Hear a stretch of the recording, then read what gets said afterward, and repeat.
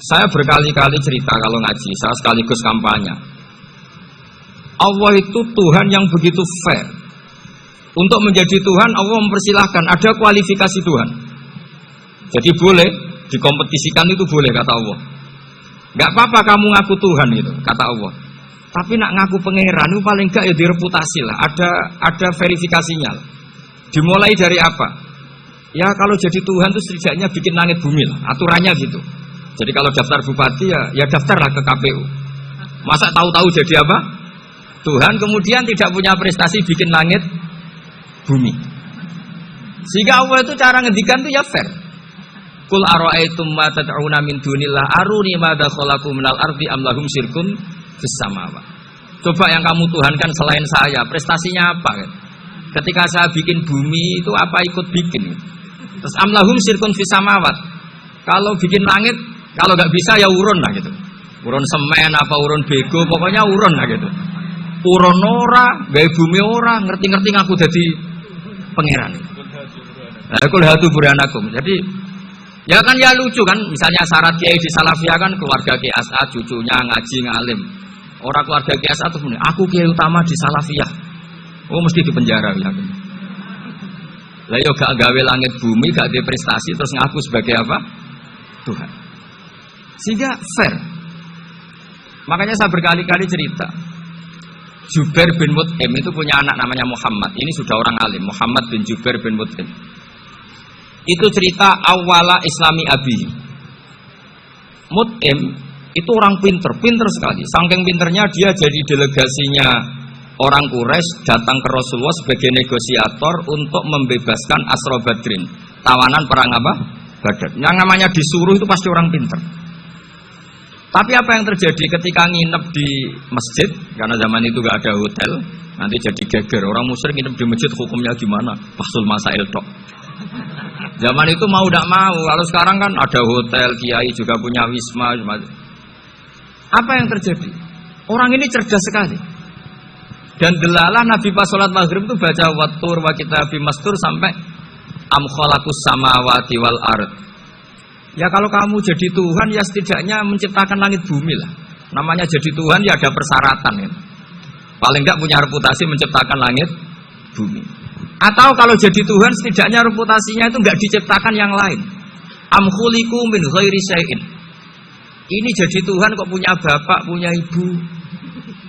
Ini jadi Tuhan kok lahirnya di bumi, ada tanggal lahirnya, ada tahun. Masa jadi Tuhan kok dulu buminya? Pokoknya walhasil tuh.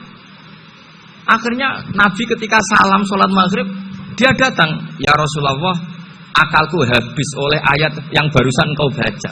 Sudah saya Islam saja. Argumentasi selain Allah Tuhan itu batal. Itu, ya saya mohon santri-santri Salafiyah itu baca Quran sampai seperti itu. Jadi jangan hanya khataman banyak-banyakan maksudnya. Ini bukan nyindir ini, ngamuk ini. Jadi ya khatamannya tadi lah 1000 atau berapa lah, jangan banyak-banyak. Juga kasihan malaikat yang nyatet kan. Wong baru subhanallah alhamdulillah aja di teks hadisnya at-abad al-malaikah gak ditete. Itu baru subhanallah alhamdulillah itu sudah mencapaikan malaikat. Makanya saya wiridan tuh arang-arang kasihan malaikat karena nanti jadi itu ya ada madhabnya itu. Jadi kalau Gus Azaim sholat lama tak saingi sholat cepat itu sama-sama ada madhabnya. Yang cepat kayak saya tadi setan pas tata-tata mau goda pas rukuk saya sudah itidal, mau goda itidal saya sudah sujud, pusing dia. Tapi jangan tiru, ini madhab yang agak-agak khusus lah, sudah cara orang Madura agak khilaf sih. Khilaf ya, khilaf ini agak khilaf ini sudah. Tapi saya inginlah, sampean kalau ngaji Quran itu dilatih berlogika. Jadi Allah itu fair. Gak apa-apa kalian ngaku Tuhan tuh gak apa-apa, tapi tunjukkan prestasi kamu apa. Aruni madza khalaqu minal ardi am lahum syirkun fis samawati. Am khalaqus samawati wal ard. Diulang lagi, am khuliqu min ghairi syai'in. Setidaknya kalau jadi Tuhan itu ya enggak butuh yang lain lah. Masa jadi Tuhan kok wujudnya saja butuh orang lain, butuh bumi, eksistensinya butuh makan, butuh minum. Makanya Allah cara meniadakan uluhiyah selainnya itu Allah itu redaksinya itu mengena sekali. Yaitu tadi dengan cara-cara seperti itu. Sebagian ayat disebutkan ma asyattuhum khalqas samawati wal ardi wala khalqa anfusihim. Wong Tuhan kok enggak punya reputasi bikin langit, bikin bumi, bahkan untuk menciptakan dirinya sendiri saja enggak bisa. Ya sudahlah, kamu enggak usah ngaku Tuhan, enggak level kadang-kadang tahu gitu. Akhirnya terus ditemukan Tuhan yang sejati, yaitu wal awwalu wal akhiru wal zahiru wal batin. Itu yang mut'im ini tadi termasuk orang yang sangat cerdas sekali. Padahal itu bacanya bukan pas basul masail, enggak. Nabi pas sholat maghrib. Juga bukan pas ceramah, enggak. Tapi itu didengarkan. Makanya termasuk ini spesial untuk hormat saya kepada Ki As'ad. Makanya saya ini kalau mentasjek santri-santri, ini agak sensitif, tapi sudah saya tidak perlu takut fitnah. Saya termasuk kenapa saya ingin jadi ahli tafsir, tentu yang membentuk itu Mbah Maimun dan bapak saya. Bapak saya itu hafal Quran kayak hafal Fatihah, saking senangnya Quran. Mungkin bisa kamu saingi itu. Itu adalah orang kafir itu bisa paham Quran. Itu sangat menyinggung saya. Orang kafir itu bisa paham Quran. Ketika Umar Islam itu karena mendengar apa coba? Mendengar apa? Quran.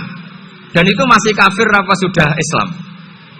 Masih kafir karena kalimat-kalimat yang di Quran itu begitu jelas wal kitabil mubin sehingga didengarkan orang kafir pun tuh ngefek.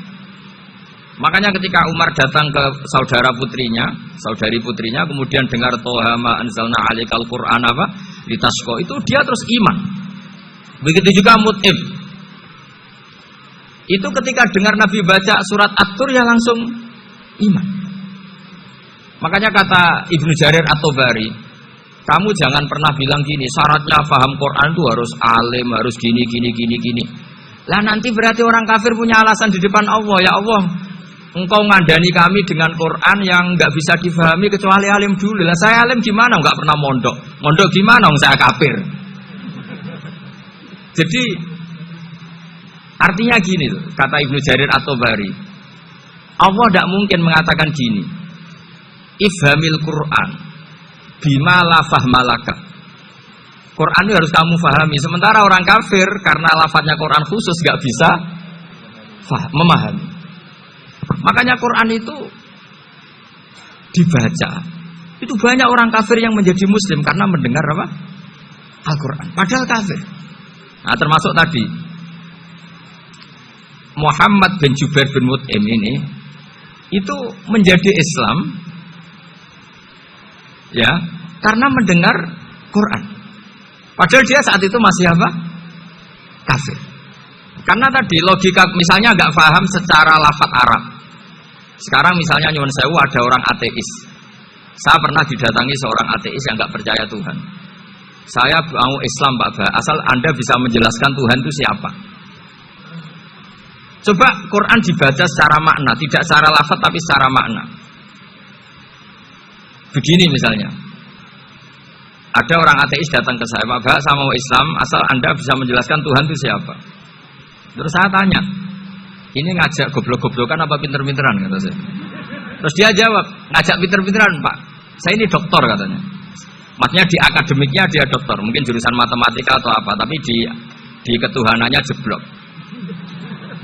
Terus tak tanya, kalau ini ada kertas, kamu suka ada rumusnya apa suka ada? Ya suka ada rumusnya. Kenapa ada kertas? Ya karena ada yang bikin. Nah kira-kira berstatus membikin atau membuat itu sesuatunya maujud apa enggak? Ya pasti maujud lah, pasti ada.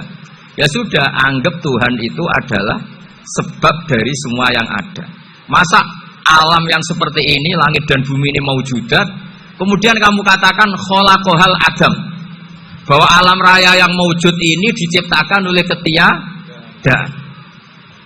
Ya juga, berarti Tuhan itu ya. Ya itu yang namanya Tuhan. Lah mulai dulu kiai-kiai ngomong gitu kan saya Islam katanya.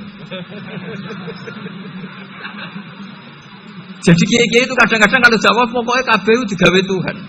Beda dengan dakwanya orang-orang mantek. Orang-orang mantek itu kan nggak pernah nyebut Allah. Ini alam hawadis, labudamin muhdis. Meskipun mereka, nah muhdis ini menurut Islam namanya Allah, tapi sebetulnya kan nggak langsung bilang Allah. Jadi tak kasih tahu, alam raya ini mewujud nggak? Ya mewujud Pak. Bisa nggak sesuatu yang nggak ada menjadi faktor wujudnya yang ada?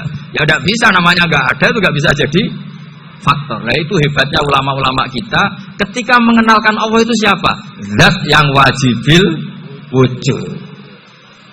Jadi kita ini kalah pinter be ulama-ulama dulu. Ya alhamdulillah kalahnya sama ulama dulu. Kalau kalah sama ulama sekarang isen lah. Jadi ulama dulu sudah pinter. Pasti pertanyaan dasar manusia, hadil maujudat itu man khalaqaha, siapa yang menciptakan? Kalau kamu langsung jawab Allah atau Tuhan, mereka pasti tidak nerima. Ya jawab saja, hadil maujudat mesti khalaqaha maujudun. Nah berhubung maujud ini berstatus pencipta, harus super. Nah super ini oleh ulama disebut wajibul wujud atau musabbibul asbab, yang oleh Islam dinamai Allah. Tapi kita langsung ngomong Allah, mesti aja bingungkan kan bagi yang bingung maksudnya. Ya saya mohonlah kalimat-kalimat la ilaha illallah itu diamatilah, diresapi sampai seperti penjelasan saya ini, sehingga punya kualitas ilmu. Karena syaratnya memang fa'lam, harus punya kualitas apa? Ilmu. Ilmu itu apa? Ma'rifatus syai' ala ma huwa alaih. Mengenal sesuatu sesuai detail-detail sifatnya sesuatu itu. Misalnya kalau Allah sudah jadi Tuhan, ya harusnya qabla kulli syai'. Masa Tuhan sama yang dituhani wujudnya dulu yang dituhani? Ditemukanlah sifat awal atau qadim. Makanya benar Gus Azaim tadi, kalau sudah bertauhid harus hafal akidah berapa khamsin. Dimulai apa? Wujud. Kenapa harus dikatakan wujud? Karena alam raya ini kadung maujudan. Hadhil alam maujudun. Masa maujudun khalaqahul adam, masa maujudat khalaqahul adam. Nah itu yang disebut am khuliqu min ghairi syai'in am humul khaliqun. Jadi saya semohon-mohonnya cobalah tradisi-tradisi lihat baru ayat ini dihidupkan lagi, sehingga kita baca Quran itu sekaligus menjadi orang yang sangat argumentatif. Karena Quran adalah qul falillahil hujjatul balighah. Dilatih. Jangan bosan dilatih. Makanya kalau saya baca ayat-ayat seperti itu, cek fair ya Allah itu. Fair betul. Gak apa-apa saya punya pesaing kata Allah, tapi yang imbang dong. Pas aku gawe langit ya bantulah. Atau ada langit tandingan lah kira-kira gitu. Kalau saya bikin bumi ya ada bumi. Nah misalnya sekarang orang Cina bikin matahari, materinya dari mana coba? Dari yang sudah ada sekarang kan? Tetap saja agak ikut bikin kan? Tapi kalau Allah bikin langit bumi minal adam minal wujud. Kalau mereka paling rekayasa yang sudah wujud diotak-atik. Nah, harus sampai seperti itu. Sampai kata Gus Azim kul hadu apa? Burhanakum tadi. Jadi ini cara-cara kita untuk menguatkan iman. Aruni madza khalaqu minal ardi am lahum syirkun fis samawati. Terus kata Allah, itu nih bi kitabim min qabli hadza au asaratim min ilmin. Kalau kamu enggak setuju teori ini kata Allah, cari kitab suci versi Anda. Aturan jadi Tuhan itu apa coba? Ya tetap saja semua kitab suci akan mengatakan di mana-mana Tuhan itu pencipta langit dan bumi. Jangan yang lahir di bumi jadi Tuhan. Jangan Lata Uzza jadi Tuhan. Jangan karena sakti jadi Tuhan. Nah ini di sini pentingnya ilmu balaghah, ilmu mantek yang alhamdulillah di pondok-pondok kita masih diajari. Makanya kata mantek sebetulnya ilmu akal hanya menemukan hadil maujudat khalaqaha maujudun. Nah yang wujud ini siapa? Ya wajibul wujud. Nah kemudian Islam menamai ini Allah Subhanahu wa ta'ala. Makanya ulama dulu itu kalau ngetikan Allah itu siapa? Zat sing wajibul wujud. Itu filosofinya luar biasa. Karena dengan seperti ini bisa menafikan teori ateisme bahwa alam raya ini diciptakan oleh ketiadaan. Makanya saya bilang tadi, ngajak goblok-goblokan apa pinter-pinteran gitu. Lah nek ngajak goblok-goblokan yang ini, hadhil maujudat khalaqahal adam. Terus kita goblok bareng. Loh iya kan barang maujud diciptakan yang tidak maujud. Wong ora wujud kok mempengaruhi sing wujud. Ya monggo nak goblok bareng kata. Akhirnya, enggak lho Gus. Saya ini dokter masa kamu ajak goblok. Ya sudah pinter saja kata saya. Alhamdulillah karena debat kecil ini dia menjadi nyaman lagi dengan apa? Islam. Memang saya tentu nggak bisa disalahkan doktoralnya karena di ilmu yang selain apa? Teologi gitu.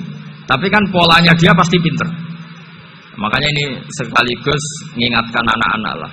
Kecakapan menjelaskan itu harus dilatih karena di antara kelebihannya Quran itu wal kitabil apa? Mubin, yaitu kitab yang punya kemampuan menjelaskan. Saya berkali-kali cerita kalau ngaji, saya sekaligus kampanye.